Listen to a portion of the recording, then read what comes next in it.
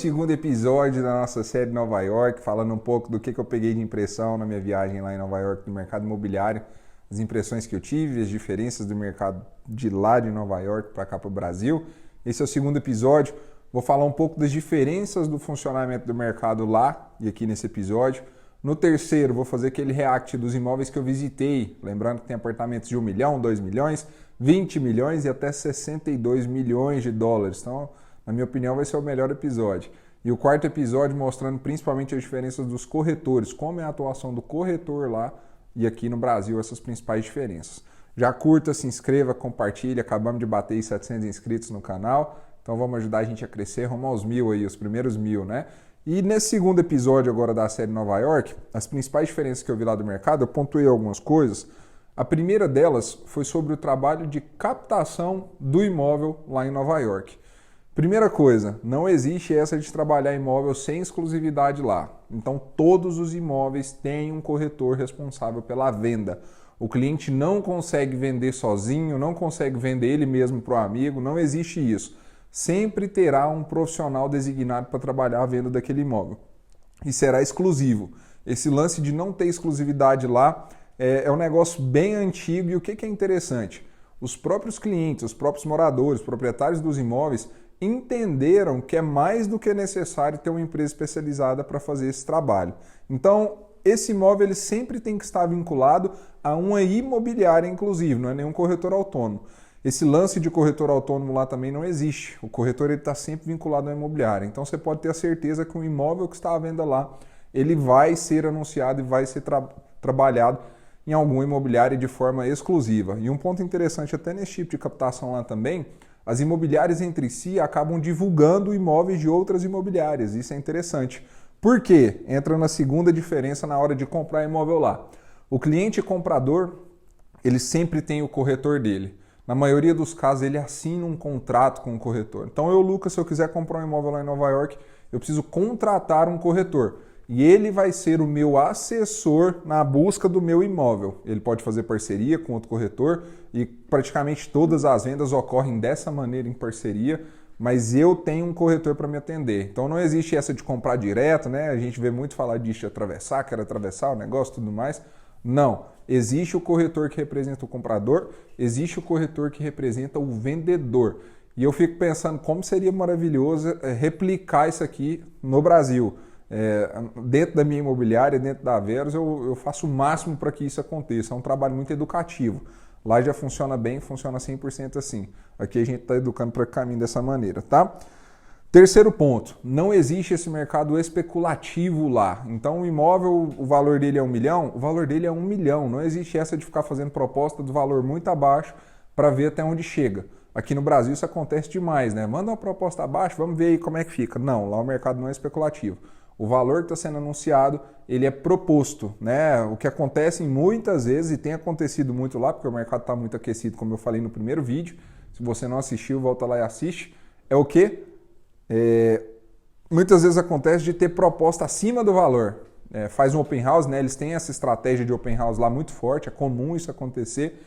Então vão muitos clientes no mesmo dia, no dia que abre a venda desse imóvel e chegam várias propostas de uma vez. Acontece de vir proposta acima do que o valor que está pedindo para conseguir concretizar, para o cara garantir aquele imóvel para ele. Então, fantástico isso aí acontecer também, tá?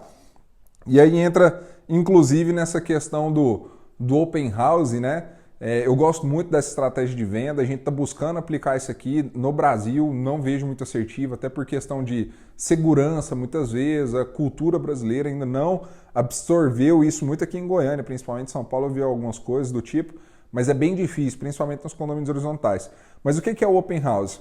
É feita toda uma estratégia de antecipação, de aquecimento desse público, desses leads, dos clientes que tem na base, e existe um dia específico que aquele imóvel vai estar aberto à venda e aberto à visitação. Isso é o open house. Então o que acontece no dia? Uma concentração muito grande de pessoas no mesmo dia, que é o primeiro dia de visitação, e costuma-se nesse primeiro dia já ter algumas propostas, já ter alguma negociação. Por quê? Lá não é um mercado especulativo, como eu falei. Então não existe esse achismo. Vamos ver o que dá. Não. O cliente que quer comprar, ele está pronto para comprar já. Até pelo fomento que ele tem para comprar imóvel. Entra no sexto ponto que eu ia falar, que é essa questão dos juros, do financiamento. taxa de juros lá é muito baixa. A gente teve uma reunião com o VP do HSBC de Nova York, foi muito legal essa reunião. E ele contando para nós a taxa de juros para o nova-iorquino, que hoje está na casa de 4% ao ano, é quase nada, né? E está alto nesse momento. Lá a gente tinha, praticamente tinha taxas de 2%, até menos do que isso. Hoje está em 4% porque está elevado. E para o estrangeiro que mora lá, consegue financiar também com um pouquinho a mais de taxa, na casa de 5%, que é bem menor do que no Brasil. Hoje está se falando a 9%, 10%, né, com a nossa Selic atualmente como está. Então existe esse fomento para compras financiadas, o financiamento é muito mais barato, por isso que o financiamento acontece bastante. E o último ponto, esse eu achei muito interessante lá em Nova York, né, que é o 7º ponto. 90% dos empreendimentos em Nova York são construídos por cooperativas. É um mercado muito convencional aqui no Brasil, ele acontece, mas não é o mais comum, que é o quê? Sócios, né? Chegam lá sócios, pessoas que vão ser os moradores ou investidores, eles mesmos desenvolvem todo o projeto e executam, contratam a empresa para executar, né? Mas são pessoas físicas, eu vou chamar, né, que se unem para construir esse empreendimento. Por ser por cooperativa, eles têm o poder de veto. O que é o poder de veto? A gente está falando da capital do mundo, né? Nova York é a capital do mundo, então muita gente famosa, muita gente forte quer morar lá, né? No fim das contas. Então tem casos lá de muita gente famosa tentar comprar um apartamento e não conseguir, porque a cooperativa, a sociedade do empreendimento não permite que aquela pessoa esteja morando ali naquele prédio, porque eles evitam, né? Aglomeração, atenção, né? Gostam do negócio mais privativo. Então esses são alguns pontos que me chamaram a atenção de diferença no mercado imobiliário lá e aqui. No Brasil não existe essa questão, assim, tem a cooperativa, mas não é tão comum como lá, né? E toda essa questão da captação, do open house, ter o corretor, comprador junto com você, com o contrato assinado, eu achei isso fantástico, tá? E esse é o nosso 2º vídeo aí da série Nova York. No 3º vídeo, esse é o vídeo que eu mais vou gostar de fazer, pode ter certeza que é o react dos imóveis que eu visitei lá. Tem apartamento lá de 300 milhões de reais, gente. Você vai poder ver no vídeo aí como é que foi essa visitação. Então, não assistiu o primeiro, volta lá e assiste. Terminou de assistir esse, vai assistir o 3º vídeo. Esse é o 3º episódio da série Nova York. Nós vamos até o 4º ainda, tá bom? Um abraço e até o próximo vídeo.